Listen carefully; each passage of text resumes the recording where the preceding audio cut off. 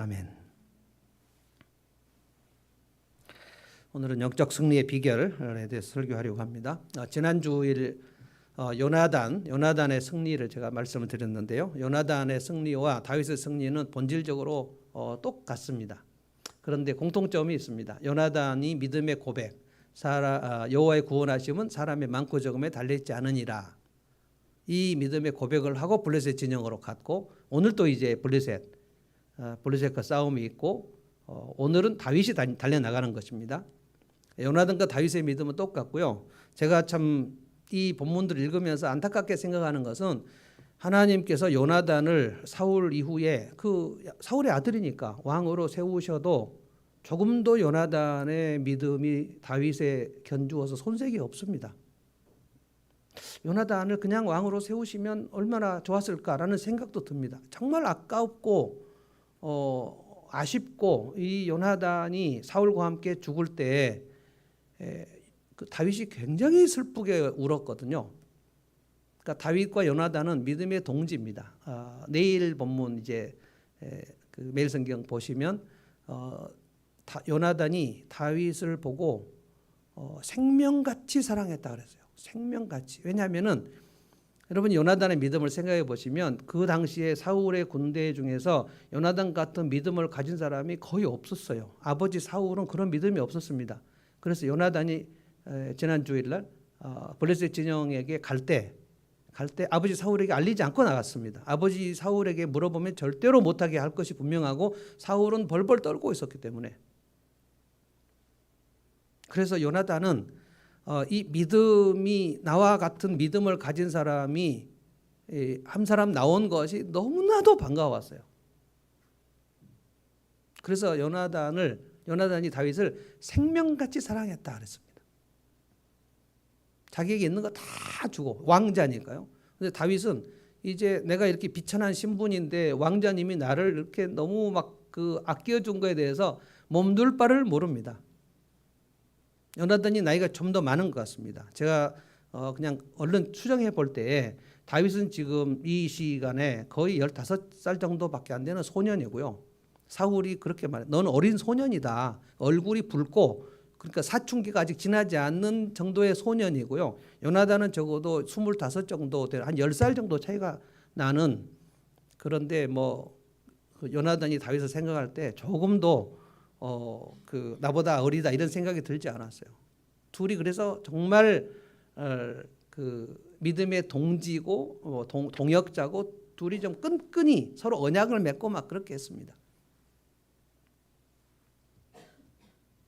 근데 이제 오늘은 다윗이 골리앗 앞으로 나가는데, 이 다윗과 골리앗 얘기는 세상 사람들도 알 만큼 정말 유명한 얘기거든요. 그런데 이 장면이 오늘 우리들의 영적인 생활, 영적인 싸움, 일상생활, 우리의 인생 싸움에서 어떻게 승리하는가에 대해서 하나님이 하시고 싶은 얘기가 명확하게 있는 겁니다. 14장에도 요나단의 승리의 비결이 있고요.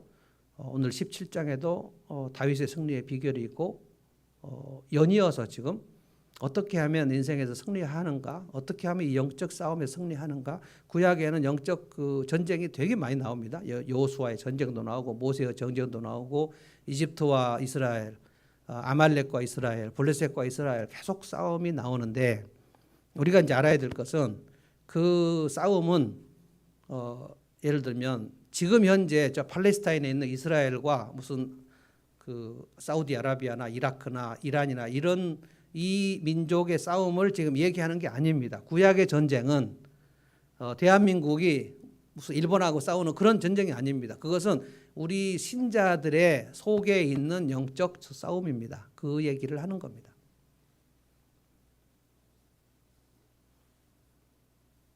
오늘 본문은 이제 이스라엘을 두렵게 만드는 골리앗에 대해서 굉장히 자세하게 나옵니다. 4절부터 보면 골리앗이 어느 정도 컸는가, 우리 미터법으로 하면은 골리앗은 3m 정도 됐습니다. 엄청난 거인입니다. 이 블레셋 장수 골리앗. 그런데 블레셋에는 본래 거인족들이 많았고요. 기억하시는지 모세가 12정탐꾼을 보냈을 때 가나안 땅에 살고 있었던 그 거인족들이 있었는데 그 거인족들을 보고 이스라엘 정탐꾼 12명 중에 10명이 그냥 간담이 녹아내려서 이들 때문에 우리는 들어갈 수 없겠다 하고 돌아왔는데 그게 네피림 후손처럼 보였다고 했습니다. 네피림이라는 것은 노아 홍수 이전에 있었던 거인족들을 얘기하는 거고 네피림이라는 것은 하늘에서 뚝 떨어진 거인이라는 뜻입니다. 그래서 좀 신비하기도 하고 그걸 딱 볼 때 내가 저 거인하고 싸워서 이길 가능성은 제로다라고 생각될 만큼 충분히 두려운 존재입니다. 그런데 그게 가나안 족속들 중에 이 블레셋 사람들이 그 거인족들이 있었고 그 거인족 중에서 이 골리앗은 그 영어 성경에는 17장 4절에 뭐라고 되냐면 그냥 우리 세번역은 장수라고 되어 있고요. 개역 개정판은 뭐라고 하냐면 싸움을 도두는 자라고 되어 있는데 영어 성경에는 블레셋의 챔피언이라고 되어 있습니다. NIV 성경 보면 챔피언이에요. 그러니까 그 블레셋 안에 그렇게 무술 테스트 서로 시합을 하지 않겠습니까? 우리도 옛날에 그 병과 무과 과거 급제하려면 서로 이제 칼이나 창으로 그 해서 그게 장원급제거든요. 문과는 붓글씨로 써서 장문으로 이제 장원급제하는 거고 무과는 창이나 칼을 써서 이제 하는 건데 그 블레셋 진영에서 최고로 싸움을 잘하는 골리앗 챔피언인 거예요. 이 골리앗이 40일 동안 엘라 골짜기에서 이스라엘 사울의 군대와 마주치는데 40일 동안 매일 나와서 엄청난 큰 소리로 골짜기가 쩌렁쩌렁 울릴 정도로 한 사람만 나와서 너희하고 나하고 싸우자. 고대 전쟁은 그렇게 하는 거거든요. 여러분 트로이라는 그 영화 보시면 그 두 전투가 양쪽에 쫙 있는데 그 전투가 먼저 모든 군사들이 싸우기 전에 적장들이 나와서 싸우는 겁니다. 그래서 심리전을 펼쳐요. 싸우려고 덤벼드는 자는 한 명이라도 나와봐라. 나가면 이제 둘이 싸우는 거예요. 그래서 이 두 적장들이 싸워서 한 명이 목이 나가면 저쪽은 사기가 벌벌 떨고요. 도망가고 흩어지고 난리는 겁니다. 그래서 저는 참 희한하게 생각하는 게 그게 군대의 숫자로 싸우지 않고 왜 적장 한 명 갖고 저렇게 싸우느냐. 이 고대 전쟁은 그냥 그 심리가 우리 적장이 싸웠으면 다 이겼는 거고 우리 적장이 무너졌으면 다 졌다 이렇게 생각하는 겁니다. 그래서 이 사울의 군대가 골리앗을 보고 그냥 오금이 저려서 조금도 어떻게 할 수가 없어요. 근데 골리앗 앞으로 오늘 다윗이 오늘 제가 읽은 본문은 골리앗 앞으로 나가기 직전에 다윗이 어떤 믿음의 고백을 했는가 지금 그거고요. 믿음의 고백이 있지 않고서는 골리앗 앞으로 나갈 수 없기 때문에 요나단도 믿음의 고백을 하지 않습니까? 여호와의 구원하심은 사람의 많고 적음에 달려있지 않다. 우리가 2명 나가도 우리가 믿음으로 나가면 이건 믿음의 전투는 그렇게 하는 거예요. 우리가 2명이 마음을 합해서 나가면 하나님이 함께 하신다. 그러면 내 무기로 싸우는 게 아니고 하나님의 무기와 하나님의 군대로 싸운다. 그래서 적군을 흩트고 자중전을 일으키고 싸울 수 있다. 그러니까 우리 숫자가 2명이어도 영적 승리에는 아무 상관이 없다. 이게 믿음이거든요. 근데 다윗이 이제 오늘 그 고백을 하는 겁니다. 오늘 다윗 17장 전체는 4번의 믿음의 고백을 하는데 오늘 이제 2개만 집중적으로 좀 살펴보겠습니다. 왜 사울은 골리앗 앞으로 못 나갔는가? 다윗에게는 있고 사울에게는 없는 거. 믿음의 고백입니다. 왜 그때 요나단은 이겼고 아버지 사울은 벌벌 떨었는가? 요나단에게 있고 사울에게는 없는 것.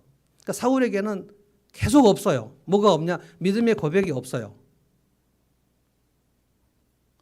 근데 처음부터 사울에게 한 번도 없었는가? 그렇지 않았습니다. 그래서 사울이 안타까운 겁니다.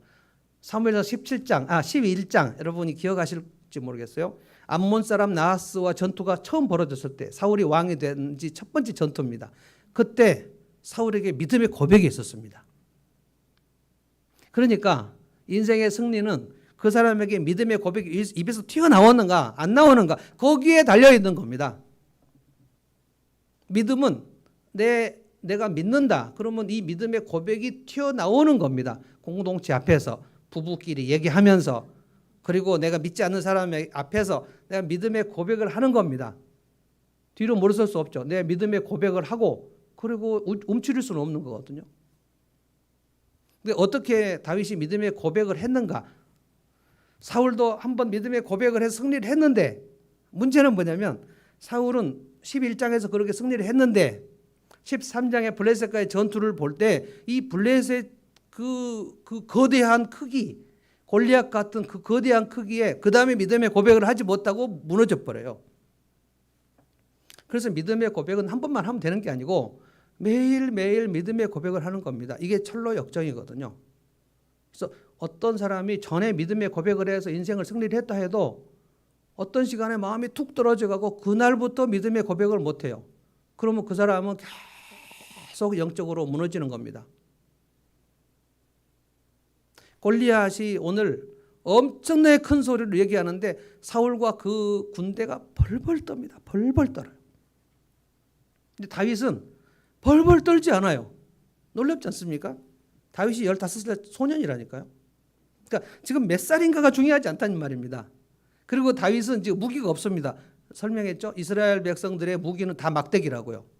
그러니까 막대기를 가지고 있는 이스라엘과 철제 무기로 노스로 무기를 삼은 그 블레셋의 그 철병거하고는 처음부터 이게 말도 안 되는 거예요. 우리가 예수 믿는 사람들이 믿음으로 이 세상을 싸워서 승리한다. 믿음이 없으면 말도 안 되는 겁니다. 세상과 싸워서 승리할 수가 없어요. 아, 내가 왜 싸움에 승리하지 못하고 이렇게 두려움에 쩔쩔매지? 이상하게 생각할 필요가 없어요.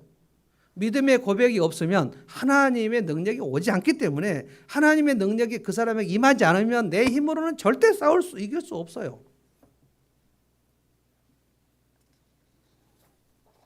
오늘 다윗에게 있고 사울에게 없는 것 두 가지 제가 말씀드리겠습니다. 하나는 영적 분노예요. 영적 분노. 또 하나는 영적인 경험입니다. 여러분 이 말씀을 마음에 새기십시오. 내게는 영적 분노가 있는가? 사울에게는 이게 없어서 두려워 쩔쩔맸고요. 다윗에게는 이것이 있어요. 15살 정도밖에 안 된 소년인데 그 3m짜리 거인 앞에 나갈 때 이 영적 분노를 가지고 나갑니다. 그리고 그 다음에 영적 경험. 지금 골리앗 앞에 나가기 전 얘기입니다. 지금 이게. 골리앗하고 싸울 때는 내일 사실은 오늘 주일 본문이 골리앗하고 싸우는 건데 저는 여러분에게 골리앗 앞으로 나가기 전에 다윗이 가졌던 믿음의 고백의 그 본질이 무엇인가 설명하고 싶어요. 영적 분노. 자, 26절을 한번 보겠습니다. 26절은 다윗이 무슨 분노를 했는지가 나옵니다. 참고하실 것은 이 본문에 이 다윗이 가진 분노를 가진 사람은 아무도 없었고 오직 다윗만 이 분노를 했는데 이 분노가 영적인 이 분노가 골리앗 앞으로 나가는 동기를 부여합니다. 26절을 제가 읽어보겠습니다. 잘 보십시오. 무엇을 분노하고 있는지. 다윗이 곁에 서 있는 사람들에게 물었다.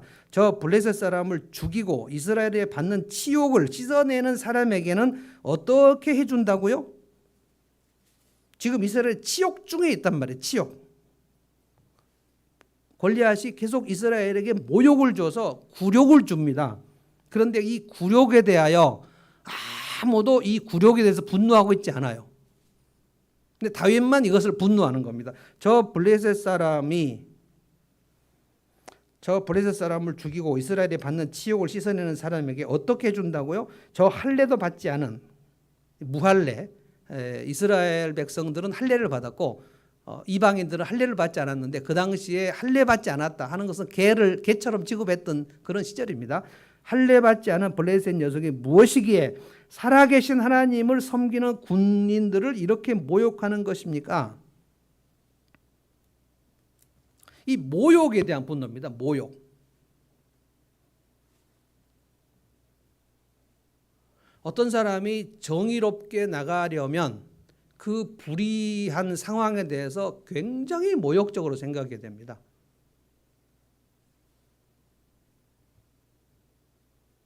우리나라가 3.15 부정선거를 보고 이승만이 3.15 부정선거를 한 것을 가지고 국민들, 특별히 고등학생들이 분노를 해가지고 4.19 의거를 일으키지 않았습니까?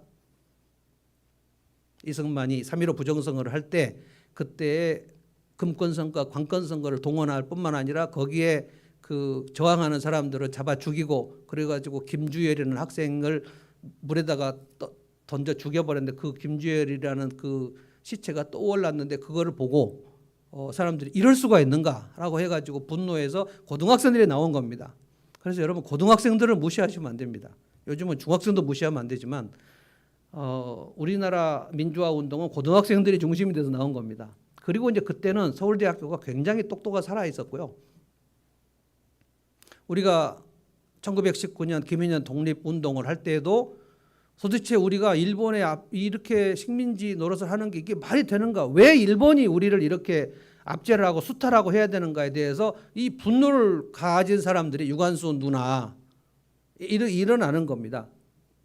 그래서 1919년에 독립운동을 해서 우리가 독립이 된 건 아니지만 그때서부터 일본이 저 조선을 함부로 다룰 수는 없다는 생각을 굉장히 가지게 됩니다. 우리나라가 우리나라 힘으로 일본으로부터 독립을 쟁취한 것은 아닙니다. 1945 2차 대전이 일본이 패전함으로 말미암아 우리가 독립이 되어버렸고 해방이 되어버렸는데 그러나 1919년의 독립운동은 1945년 해방에 엄청난 기폭제를 가져온 겁니다. 의분이라는 거죠. 의분. 우리는 동학혁명도 있었고요. 4.19 의거도 있었고요. 그다음에 60항쟁도 있었고요. 굉장히 놀라운 민족입니다. 지금 일본이 상태가 아주 안 좋은데 일본은 우리나라보다 훨씬 더 선진국 대열에 들어갔는데 일본에게는 없고 우리나라에게만 있는 거. 일본은 시민혁명이 없었습니다. 시민들이 이 독재 정권을 무너뜨린 경험이 일본 시민들에게 없어요. 일본 역사에는 시민혁명이 없습니다. 그래서 지금 자민당이 일본을 좌지우지하고 일본 구구 세력들이 좌지우지하는데 일본 국민들은 찍소리도 못해요. 민주화의 역사가 일본에는 없습니다. 중국은 한번 해보려고 했는데 천안문 사태가 기억나십니까? 한번 민주화운동 하려고 했는데 탱크로 다 죽여버렸죠. 이렇게. 그리고 지금도 우산혁명이라고 해서 일어나려고 하는데 또 홍콩에서 한번 또 일어나서 하고 있죠. 아주 가차없이 죽여버립니다. 중국은 아주 무서운 나라예요. 중국이 세계 대국이 된다는 것은 전 세계가 아주 위험 속에 들어간다는 뜻입니다. 중국은 도덕적 개념이 없습니다. 민주화 운동이 되지 않았죠. 그러면 동북아 국가 중에서 중국, 일본, 한국 중에 이 민주 시민 혁명을 이룩해낸 나라는 대한민국밖에 없어요. 엄청난 겁니다. 이것은. 딴 얘기로 흘렀는데 다윗이 저 골리앗이 이렇게 40일 동안 하나님의 군대를 모욕하고 더욱이 하나님의 이름도 모욕하고 그러고 있는데 이 사울 왕과 이 신하들과 군사들과 그리고 다윗이 볼 때 자기 형들도 3명이 나와 있는데 왜 이렇게 아무도 나서지 않는가에 대해서 굉장히 분노하는 거예요. 이상하게 생각하는 거예요. 왜 아무도 안 나서는 거냐. 사울이 저 골리앗 앞으로 나가 싸워서 이기는 사람에게는 상을 줬어요. 상을 걸었어요. 포상을 줬어요. 25절 보실까요? 25절. 그 중간쯤에 임금님은 그러니까 다윗에게 한 말이에요. 사람들이 군사들이 한 말이에요. 임금님이 누구든지 저자를 죽이면 많은 상을 내리실 뿐 아니라 개역 성경은 많은 재물로 부하게 하고 그러니까 엄청난 상금을 걸었어요. 그뿐만이 아닙니다. 임금님의 사위로 삼으시고 나중에 그래서 다윗이 왕의 사위가 됩니다. 그 부마죠, 부마. 왕의 사위를 부마라 그래요. 엄청난 재물을 주고 그리고 왕의 사위가 되게 하고 그 다음에 또 하나 있어요. 그 집안에는 모든 세금을 면제하겠다. 그러니까 어떤 평생 세금을 면제하겠다고 한 거예요. 이 3가지 상금을 걸었는데도 아무도 나서지 못했단 말이에요. 죽을 것 같으니까. 저 3m 거인 앞에서 어떻게 내가 나갈까? 근데 가장 황당한 거는 그 당시에 제일 덩치가 큰 사람이 누구냐면 사울입니다. 사울은 처음에 왕이 될 때 모든 사람보다 어깨가 하나 더 있었다 그랬어요. 그러니까 적어도 2m는 되지 않았나 싶습니다. 그래서 사울이 왕이 될 때 사무엘이 봐라 이스라엘 너희 왕이다. 그랬을 때 그 덩치를 보고 다 같이 와 저분이 우리 왕이 되면 우리를 보호하겠네 라고 생각될 만큼 엄청나게 덩치가 컸습니다. 그런데 사람의 덩치하고 내면하고는 아무 관계가 없어요.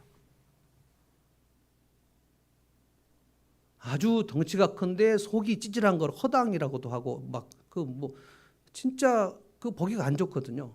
아주 왜소한데 좀 비겁하다. 그러면 아이고 사람이 좀 왜소하니까 저렇구나라고 하지만 엄청나게 덩치가 큰데 속이 막 떨리면 그것처럼 우스운 게 없거든요. 사울이 지금 그런 형국입니다. 자기가 나가야 되는 거예요. 자기가 안 나가고 자기보다 훨씬 더 덩치가 작은 군사들에게 저 놈을 가서 죽이면 내가 세금을 면제해주고 많은 재물로 부유하게 하고 내 딸을 주겠다 이렇게 얘기했는데 아무도 못 나갔단 말이에요.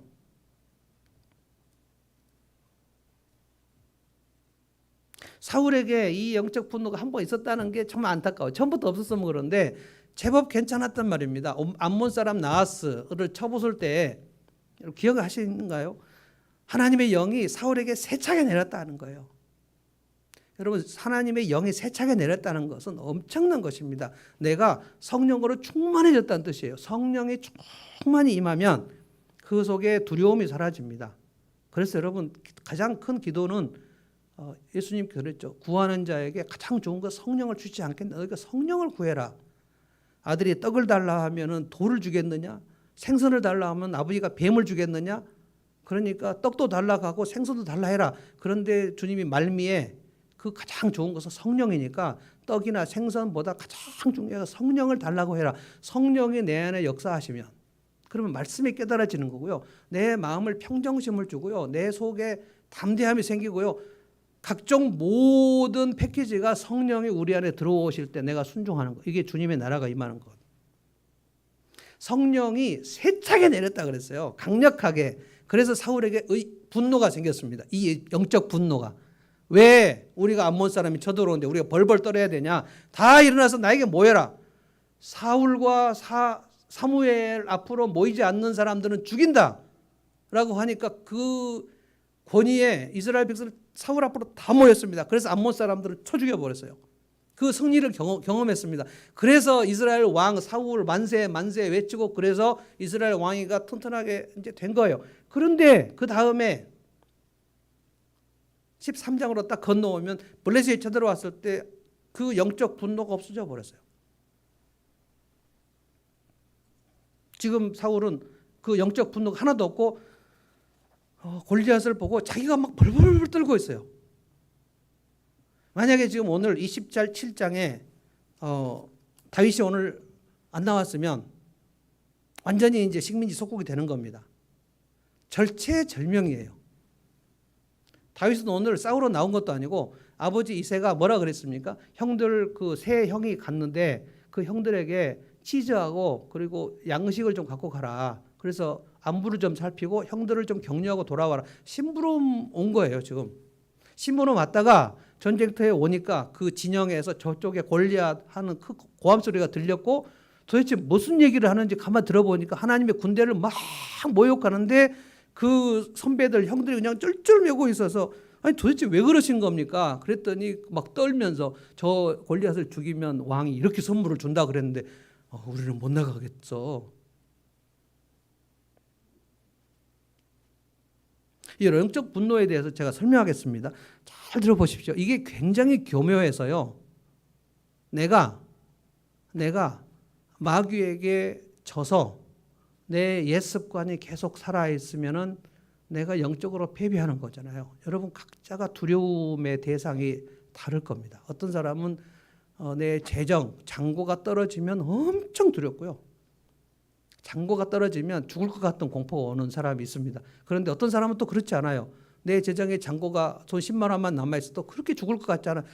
돈이 없으니 힘들다. 그렇지만 그렇게 공포가 몰려오지는 않습니다. 그 사람은 돈이 없으면 미칠 것 같은 거고 어떤 사람은 사업이 잘 안 되면 그냥 바로 목숨을 끊어버리는 사람이 있어요. 너무 사업이 안 되는 것에 대하여 너무 큰 그 두려움과 그리고 뭔가 창피함?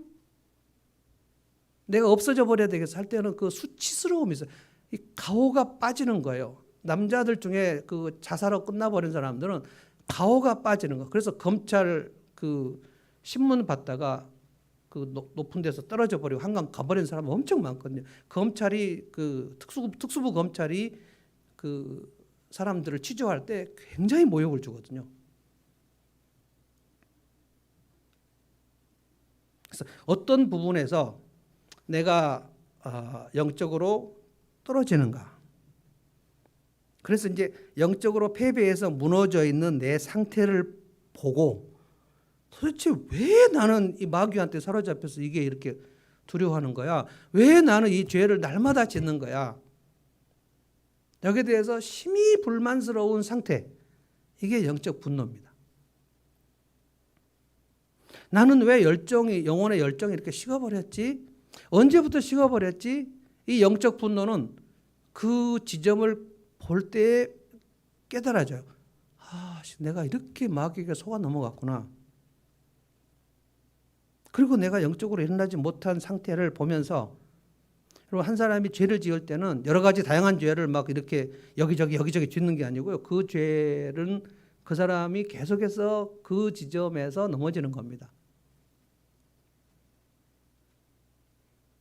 우리가 넘어질 때는 마귀는 두 가지 방법을 씁니다. 하나는 두려움을 주고 하나는 달콤함을 줍니다. 내가 엄청 좋아하는 것은 계속해서 달콤함을 줘서 넘어지게 만들어요. 하나님보다 더 좋아하는 것이 있으면 마귀는 아주 호기를 누립니다. 야, 기회다. 얘한테 이 좋아하는 것을 계속 하게 해서 하나님과 멀어지게 해야지. 내가 싫어하고 무서워하는 거 있으면 마귀는 두려움을 줍니다. 그래서 결국은 불순종하게 만들어요. 근데 이것을 우리가 의식을 못하는 것, 내가 어떤 경로로 마귀의 달콤한 유혹에 빠지거나 마귀의 두려움에 굴복해서 내가 어떻게 넘어졌는지에 대해서 우리가 잘 깨닫기가 어려워요. 그래서 불순종하는 사람은 자기가 불순종하는지를 잘 몰라요. 사울이 아말렉 군사를 진멸하라는 명령을 정면으로 어기고도 사무엘에게 뭐라 그랬습니까? 내가 하나님 앞에 철저하게 순종을 했습니다. 나는 실로 순종을 한 사람입니다. 라고 얘기하지 않았습니까? 그런데 이제 여러분 보십시오. 내가 영적으로 무너져 있으면, 마귀에게 패배를 하고 있으면 딱 한 가지 명확한 증거 있습니다. 나를 통해서 도움받는 사람이 없어요. 나를 통해서 내가 섬기는 일이 안 된단 말입니다. 내가 제법 정상적으로 신앙생활 하는 것 같지만 생각해 보시면 알아요. 나를 통해서 진심으로 도움을 받은 사람이 있어서 그 사람이 나 때문에 일어났는가? 나 때문에 한 번 도와주는 것 말고 계속해서 지속적으로 그를 케어해서 그가 나로 인해서 영적으로 일어난 것이 있으면 내가 일어나 있는 거고요. 나를 통해서 일어난 이 사람이 아무리 짓고 봐도 몇 년 동안 나를 통해서 영적으로 일어난 사람이 없으면 이미 나는 무너져 있는 지 오래돼 있는 거예요. 근데 이 지점을 보고 내가 왜 이렇게 무너져 있는지를 보고 분노를 할 수 있는가 하는 거예요. 넘어져 있으면 첫째 빼앗기는 건 감사입니다. 감사가 사라집니다. 두 번째 빼앗기는 것은 평강입니다. 그러면 엄청 불안합니다. 세 번째 빼앗기는 희락입니다. 기쁨이 사라집니다. 그럼 그 얼굴이 우울하죠. 그래서 마치 걸어 다니지만 내가 그냥 마치 그 좀비처럼 다니는 거죠. 그리고 멍하죠. 누구를 도와줄 수 있는 그 센스가 다 감각이 사라지는 거예요. 오직 나만 생각하게 되는 겁니다. 내 안전, 내 취미, 내 건강, 내 마음의 편안함, 이제 편안한가 불편한가 이걸로 모든 걸 결정하는 거예요. 내가 하고 싶은가 하기 싫은가 이걸로 모든 걸 결정하는 겁니다. 무너져 있는 사람은 그거밖에 할 수 없어요. 주님이 기뻐하시는가 생각이 안 나는 거예요. 주님이 기뻐하셔? 내가 좋아하는 것과 주님이 기뻐하시는 것 사이에 바로 내가 좋아하는 것. 그러면 그 사람은 마귀가 지금 딱 잡고 무너뜨리는 거거든요. 그래서 여러분이 좋아하시는 것을 항상 점검하셔야 돼요. 내가 지금 어느 정도 절제하면서 좋아하는가, 과도하게 좋아하는가. 과도하게 좋아하면 반드시 주님을 떠나고 그걸 좋아하게 됩니다.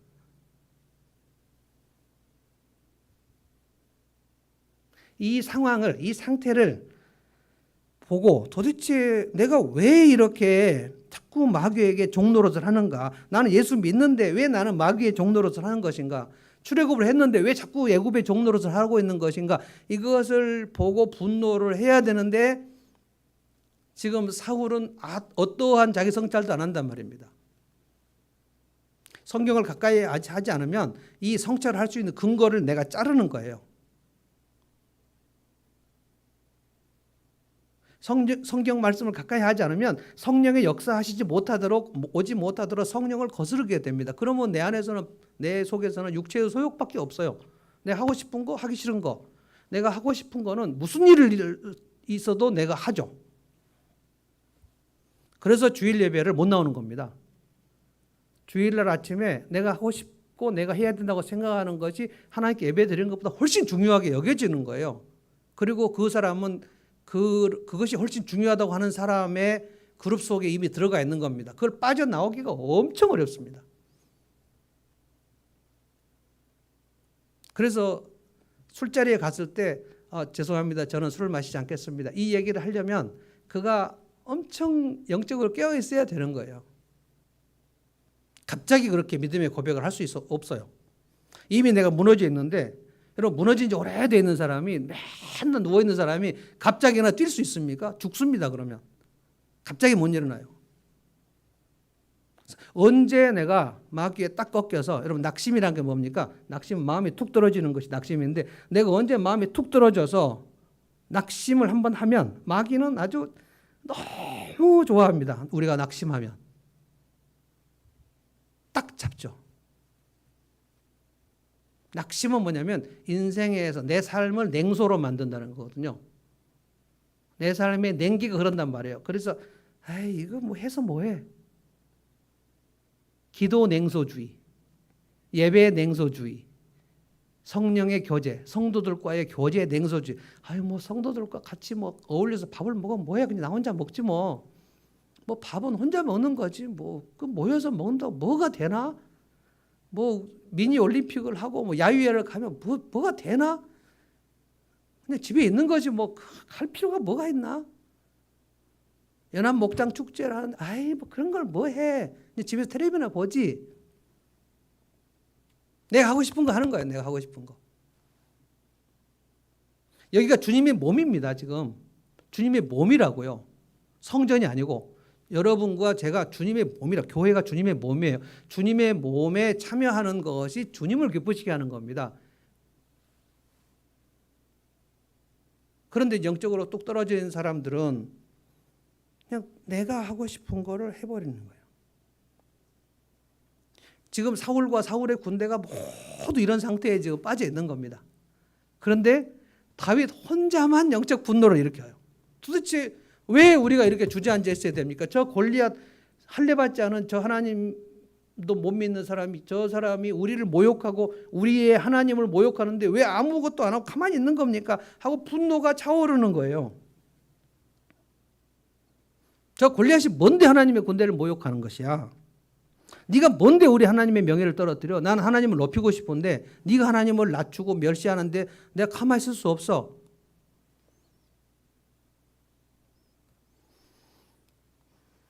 지난주도 제가 이 말씀 드린 것 같은데요. 마틴 로이드 존스의 부흥이라는 책을 보면 부흥이라는 것은 내 현재 영적 상태에 대해 심각한 불만족을 의미한다 그랬어요. 내가 지금 이렇게 있는 게 맞나? 내가 이렇게 감사를 빼앗긴 상태로 그냥 주저앉아 있는 게 맞나? 일본의 식민지 체제에 그냥 그렇게 순응하는 게 맞나? 아니야, 내가 일본을 꺾을 수는 없지만 내가 소리라도 지어야지. 대한독립 만세 하고 외쳐봐야지. 그러다가 잡혀 죽는 한이 있더라도 한번 내가 일어날 거야. 이게 독립운동한 사람들의 민족대표 33인의 그 고백입니다. 그분들에게 우리가 엄청 감사하는 것은 뭐냐면 그 민족의 자존, 이게 자존이죠. 자존심이 아니고 자존감. 우리 대한민국 국민이 일본의 식민지를 용인할 수 없다, 이겁니다. 그래서 안중근은 이토 히로부미를 죽여버린 거고, 윤봉길 의사도 죽이려고 하다가 그게 실패했지만 그런 열사들, 의사들은 의분이 있어, 의분이. 저는 여러분에게 영적 의분이 있는가를 지금 물어보는 거예요. 무너져 있는지, 영적으로 무너지는데 오래된 사람들은 의분 자체가 없습니다. 한 명이라도, 두 명이라도 이 영적 의분이 있으면 우리 모두가 다시 일어날 수 있거든요.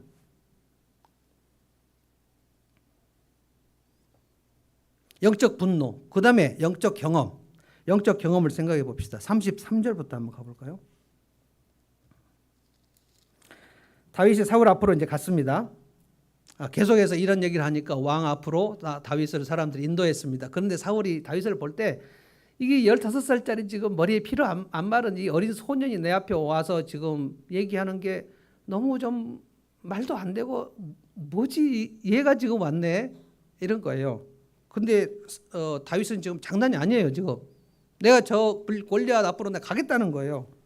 그래서 33절 사울이 다윗을 말립니다. 그만둬라. 너는 못 이긴다. 왜 이런 소리를 하냐고. 자기가 못 이기지 왜 다윗이 못 이기냐고. 어떤 사람들은 기도를 할 초신자들에게 그 기도에도 아무 소용없어라고 얘기를 해버려요. 자기가 기도 응답이 안 된 걸 왜 초신자들에게 얘기하냐고. 그 교회에 헌신하는 거 아무 소용없어. 너무 깊이 들어가지 마. 당신만 다쳐. 이런 소리를 왜 하냐고. 자기가 헌신 안 했으면 안 하는 거지. 악한 사람들이 있어요. 악한 사람들. 지금 우리 교회 말하는 게 아닙니다. 예전에 제가 청년부 할 때 청년부 가서 기도 운동을 하려고 그랬더니 그 청년부 선배들이 제가 이제 목양하는 청년부 후배들을 불러다 놓고 야 우리 다 그 기도해 봤는데 다 쓸데없다 라는 얘기를 해가지고 그 후배들이 저한테 와서 목사님 저 선배들이 얘기하는데 기도회를 해도 아무 소용없다고 그러는데요. 제가 막 마음속에 분노가 일어나가지고 나쁜 자식들 같으라고.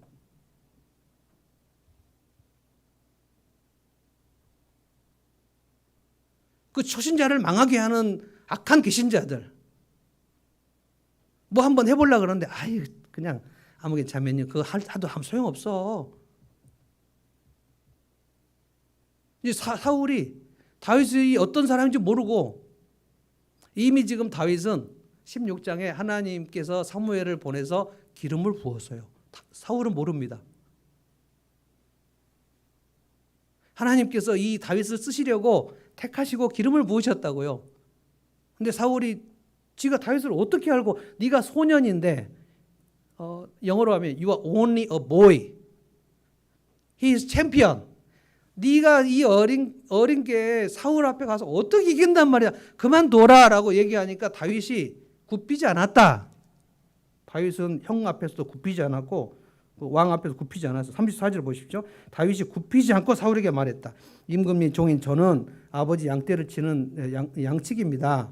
그런데 이제 여기서 얘기한 게 뭐냐면 내가 아버지 양을 칠 때 그 양무리를 치고 있으면 푸른 초장으로 사자나 곰이 양을 탈취하러 옵니다. 그때 제가 그 양을 물어가지고 가고 있는 사자와 곰과 내가 싸운 적이 있는데 그 사자와 곰을 때려 죽였습니다. 이게 어린 소년이라고 보기에는 지금 이미 그런 경험이 있는데 그 경험을 무엇으로 얘기했냐면 보십시오. 37절 다 같이 한번 읽어봅시다. 37절 엄청 중요한 말씀입니다. 다 같이 읽습니다. 시작.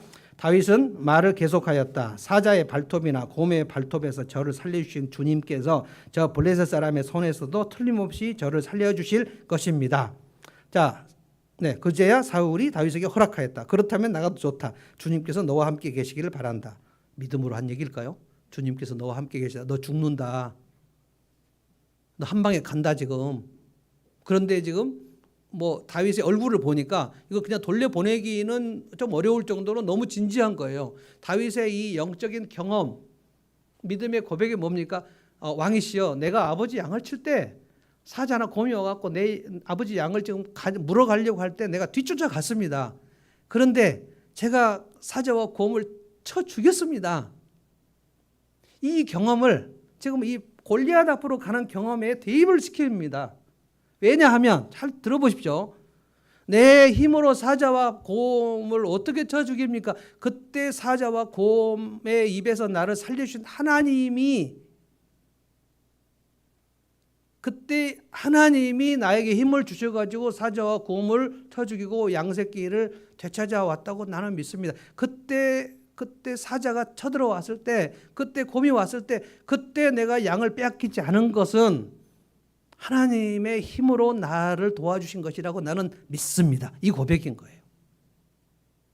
이 고백이 있어야, 그러니까 저 블레셋 사람 3m가 되는 거인 앞으로 갈 때도 저 골리앗의 손에서 나를 살려주실 거라는 믿음이 있는 거예요. 믿음은 그래서 계속 누적된단 말입니다. 내가 하나님의 경험이 없으면 오늘 굉장히 두려운 거예요. 사울은 있었는데, 사울은 암몬 사람 나하스하고 싸워서 이긴 적이 있었는데, 그때 하나님의 능력으로 이겼는데 그 다음에 내가 하나님의 능력으로 이겼다는 고백을 하지 않습니다.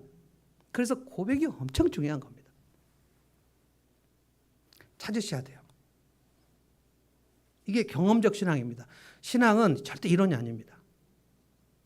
내가 하나님을 경험한 흔적이 있어야 돼요. 내 하나님께서 그때 나를 건지셨다. 그때 나를 살려주셨다. 이게 있어야 되는 거예요. 그래서 어려운 일이 있었는데, 여러분 지난날 여러분이 30년 사셨든지 40년 사셨든지 60년, 70년, 여기 80년 사신 분까지 여기 다 있는데, 지난날을 돌이켜 볼 때 내가 꽉 상황에 맡겼던 적이 한두 번이 아니실 겁니다. 진짜 어떻게 하지? 어떻게 하지? 도저히 방법이 없구나. 이런 일들을 우리는 수없이 만납니다. 아마 지금도 그 상황 속에 있으신 분도 있어요. 근데 이 믿음의 고백을 내가 그때 10대 때, 20대 때, 30대 때, 40대 때, 50대 때, 저는 지금 10대부터 50대까지 제가 여기서 새벽 기도할 때 주마등처럼 그 믿음의 고백을 합니다. 내가 10대 어떻게 했나? 이번에 제가 우리 형님하고 같이 베델 목장 갈 때 둘이 앉아갖고, 형님 저기 계신데 형님하고 같이 얘기를 나눴는데 제가 몰랐던 어린 시절 얘기를 형님은 많이 알고 있더라고요. 아버지가 얼마나 술을 많이 드셨는가 이것도 알았고, 아버지가 얼마나 주먹인가도 알았고, 내가 태어났던 빨간 2층 벽돌집 이전에 집이 어땠는가도 형이 얘기하더라고요. 저게 태어났을 때는 빨간 2층 벽돌집이었고 마당이 있었고 나무가 양쪽 2개 있었고, 제법 이거 살만하다 이거. 그 일하는 누나들도 막 있었고 살만했어요. 그래서 나는 내가 뭐가 부족하다 이런 생각 안 했습니다. 그러다가 갑자기 막 판잣집 같은 데로 이사를 가고, 창고 같은 데로 이사를 가고, 어머니 돌아가시고, 새어머니가 들어오고, 뭔지 몰랐어요. 그런데 이상하게 공부하기 싫은 거예요. 그래서 수학을 포기해야 되겠다. 그리고 중학교 2학년 때 영어를 포기해야 되겠다. 내 나름대로 보복을 하는 거예요. 파업하는 거, 파업. 저는 10대 때 그래서 되게 우울했습니다. 그런데 저를 살려준 것은 교회였어요. 교회, 목포제일교회. 교회 예배드리러 간 건 아니지만 교회 가면 재밌었어요. 구슬치기도 하고 목사님 아들들하고 놀고 막 계속 놀고, 주중에도 학교 끝나고 오후 3시쯤 5학년, 6학년 때 되면 학교 끝나면 그냥 교회 가요. 집에 가도 아무도 없으니까.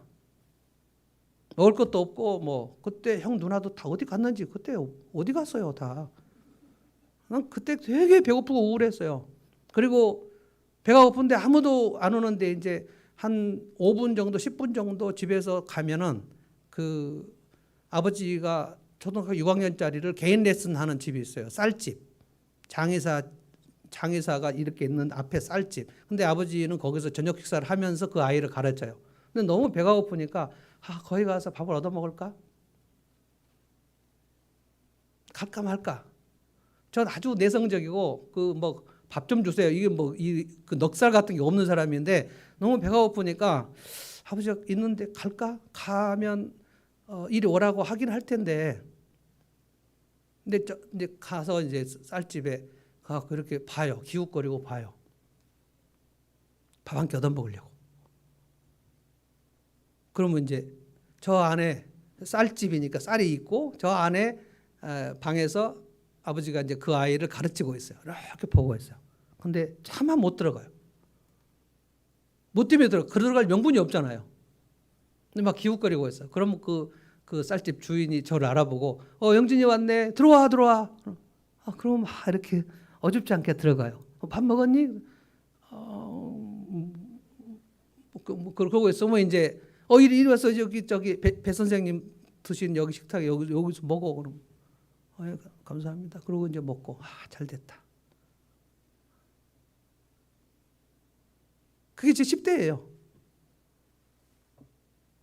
그러면 이제 아버지가 영진이 왔냐? 거기서 밥 먹어라. 그러고 이제 끝나면 이제 같이 오는 거예요.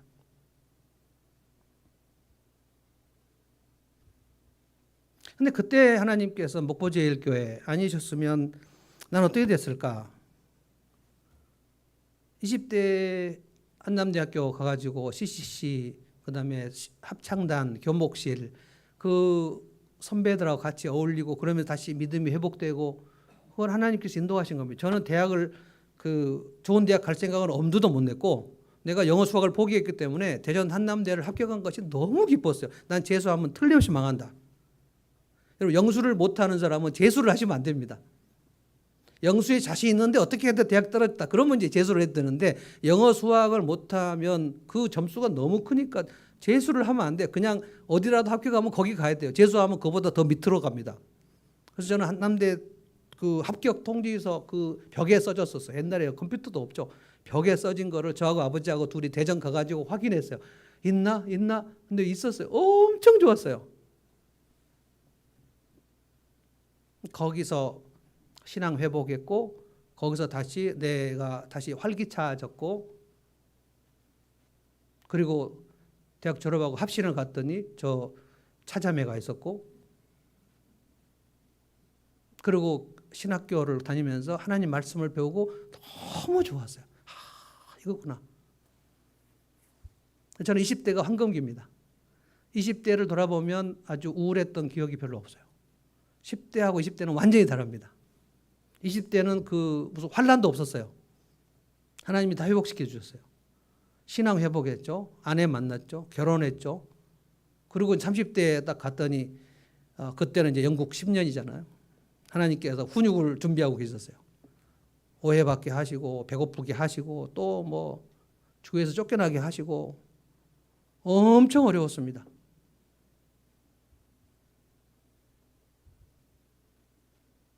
그래도 하나님께서 김북경 목사님이라는 분을 통해서 저를 인정해 주셨고 배 목사 같은 명설교 한번 들어보자. 진짜 세상에 나를 이렇게 인정해 주는 사람이 있구나. 이후에도 저는 그분처럼 저를 인정해 주는 사람을 지금 못 만났어요. 지금 돌아가셨죠. 가끔 제 목양실에서 이렇게 목사님 얼굴 사진을 봅니다. 진짜 저분 때문에 내가 살았다. 하나님이 살려주신 거예요. 그리고 이제 한국에 돌아와 가지고 여러분도 아시는 송파제일교회 갔다가 진짜 지옥 같은 경험을 또 하고 고혈압 터지고 이명증 생기고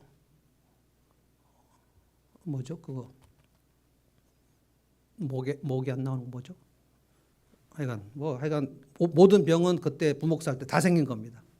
그런데 하나님께서 또 개척하게 하시고 개척 2005년에 하고 그리고 2008년에 진짜 어려웠습니다.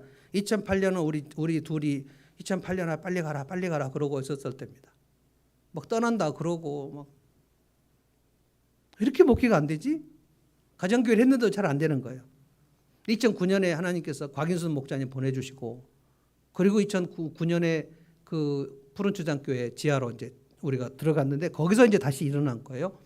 그래서 2008년 정말 어려웠는데 하나님께서 살려주셨고 2017년, 2018년 여러분도 다 아는 엄청난 회오리 바람이 불어서 뭐 응급실 실려가고 막 그랬지만 하나님이 또 살려주시고 기가 막힌 순환과 운동에서 끄집어 올려주셔서 오늘 여기까지 오신 것은 전 하나님의 전능하시고 사랑하시는 손길로 끌어오셨다. 저는 이 고백을 하지 않을 수 없어요.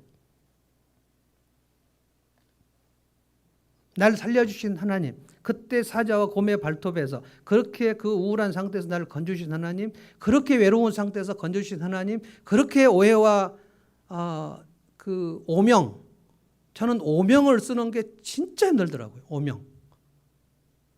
거짓 문서 작성자. 내가 서류를 조작했을 거라고 생각하는 장로님들. 서류를 위조했을 거라고 생각하기도 하고 조작했다고도 하고, 그래서 담임 목사님 주민등록번호를 거기다가 그 서류에다가 그분 사인한 서류를 팩스로 보냈는데 장로님이 전화가 왔어요. 그 담임 목사님 주민등록번호가 희미하게 보이는데 그건 뭡니까? 그걸 내가 지금 그 조작을 한 의심을 받는 거 아니에요. 그래서 다시 보내고 그때 그 죽전 지하 예배당에서 그 다음날 제가 아마 목사하고 제일 많이 울었던 것 같아요. 펑펑 울면서 이 누명을 쓴다는 거, 오명을 뒤집어 쓴다는 거, 오명은 더러운 이름 아닙니까? 그걸 뒤집어 쓰는 게 진짜 힘들더라고요. 그때 제일 많이 울었던 것 같아요. 그래서 저는 신뢰를 받지 않고서는 저는 목양을 할 수 없다. 그래서 지금 2018년에 남아 계셨던 분, 2018년 사건이 있은 다음에 여기 오신 분들도 있지만 2018년에 남아 계신 분들은 저한테 개인적으로 말씀하신 분들이에요. 저는 목사님을 신뢰해요. 뭐 박병원 원사님 말할 것도 없지만 그때 맹수현 집사가 저한테 얘기했어요. 목사님, 저는 목사님을 신뢰해요. 너무 감동이 있는 거예요. 감동. 그래, 나를 신뢰하는구나. 그런 게 이제 저를 살리는 거죠. 하나님께서 그렇게 인도해 오셨다는 것을 저는 부인할 수가 없어요. 이 믿음의 경험이 있어야 골리앗 앞으로 나갈 수 있다는 거예요. 사자와 곰의 발톱에서 나를 살려주신 하나님께서 저 블레셋 사람의 손에서 나를 살려주시리이다. 이 믿음의 경험이 없는데 어떻게 블레셋 골리앗 앞으로 나가냐고. 사울은 이 고백이 없어요. 요나단도 이 고백으로 여호와의 구원하심은 사람의 많고 적음으로 달려있지 않으니라, 이 고백이 있을 때 나가는 거고, 다윗은 사자와 곰의 발톱에 나를 살려주신 하나님께서 저 골리앗 앞에서 나를 살려주시리이다 하고 나가는 거고, 그리고 골리앗 앞에 가서 뭐라 그랬습니까? 너는 칼과 창과 단창으로 나오지만 나는 만군의 여호와 이름으로 나간다. 그리고 또 얘기했어요.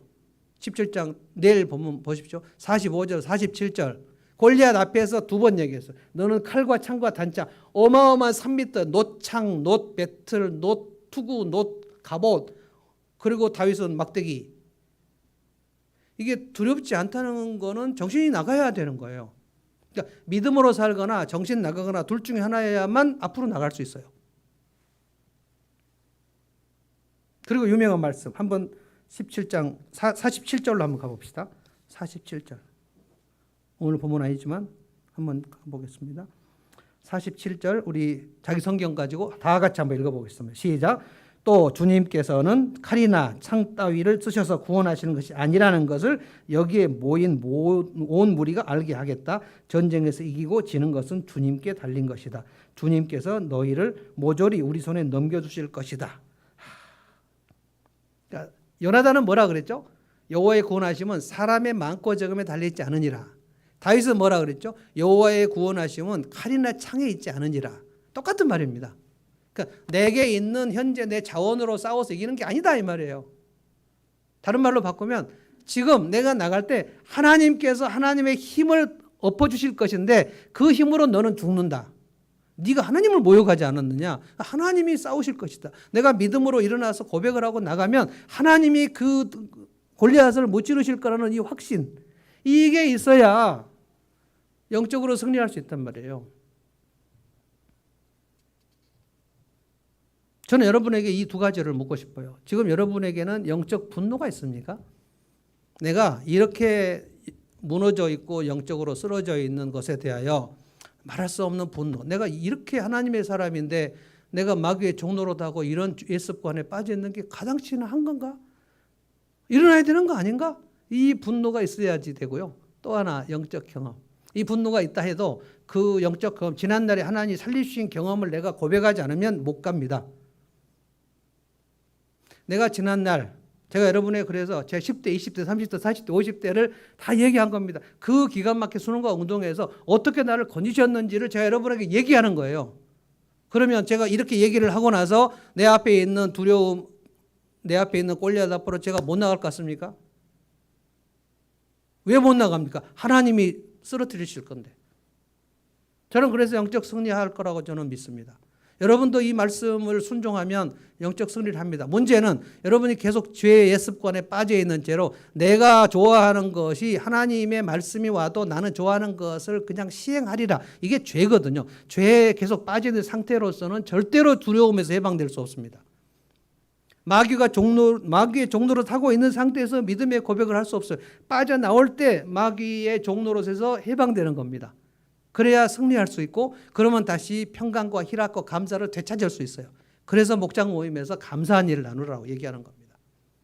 전 여러분이 영적 승리할 수 있다고 저는 봅니다. 이 말씀을 듣고 성령의 깨달음으로 인해서 영적 분노를 가지고 영적 경험을 믿음으로 고백하시길 바랍니다. 이번 주 토요일 날 우리 금요일 저녁 이제 목장 모임 없으니까 이걸 다 같이 나눌 시간은 없겠지만 토요일 날 우리가 함께 하나님께서 지난 17년 동안 어떻게 기가 막힌 수렁과 웅덩이에서 우리를 건져내셨는지 그 전주식 목사님의 간증도 들으시고요. 한재기 목사님의 간증도 들으시고요. 하나님을 찬양하자고. 하나님 나를 이렇게 여기까지 살려주신 하나님을 찬양합니다. 이 찬양을 제대로 할 때 그때 믿음이 생기고 그러면 내일 앞으로 내가 나갈 수 있다. 아멘. 찬송합시다. 나의 힘이 되신 여호와여 내가 주님을 사랑합니다. 이 찬송 한번 합시다. 주님이 들으시도록 내 중심으로 하는 겁니다.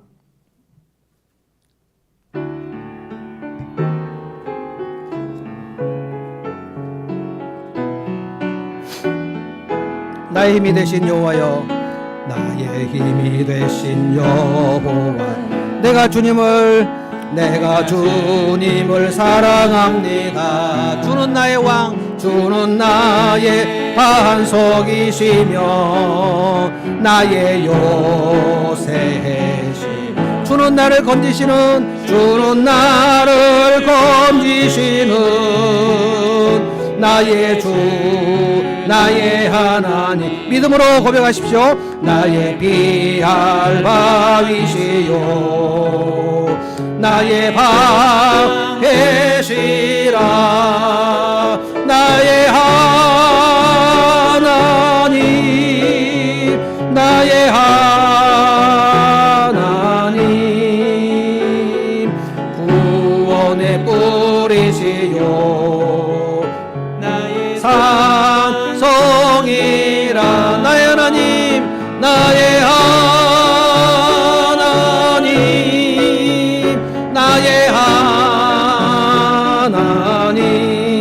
그는 나의 여호와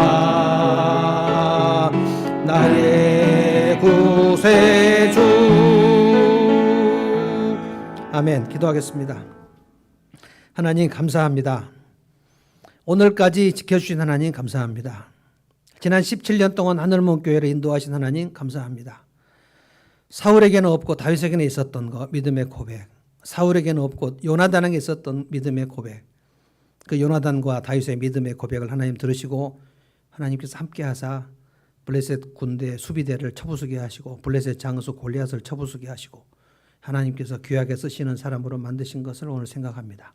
그 다윗의 하나님, 골리앗을 쳐부신 하나님, 사자와 곰의 발톱에서 다윗을 건지신 그 하나님께서 이 시간 살아계셔서 오늘 우리의 하나님 되신 줄로 믿습니다. 그 살아계신 하나님, 그 하나님을 믿고 하나님께서 내 인생 지난날 어떻게 행하셨는지를 내가 믿음으로 고백하며 오늘 골리앗 앞으로 나가기를 원합니다. 우리 안에 있는 두려움은 사라지게 하시고 내 속에 영적인 분노가 있게 하시고 내가 왜 죄에 빠져서 이렇게 내가 좋아하는 것, 하나님보다 더 좋아하는 것을 가지고 늘 쓰러지는지를 생각하며 분노하며 일어나게 하시고 그리하여 하나님이 행하신 일들을 고백하게 하시고 그리하여 영적 싸움의 승리자 되도록 우리 모두를 축복하여 주시옵소서. 예수님의 이름으로 기도하옵나이다. 아멘.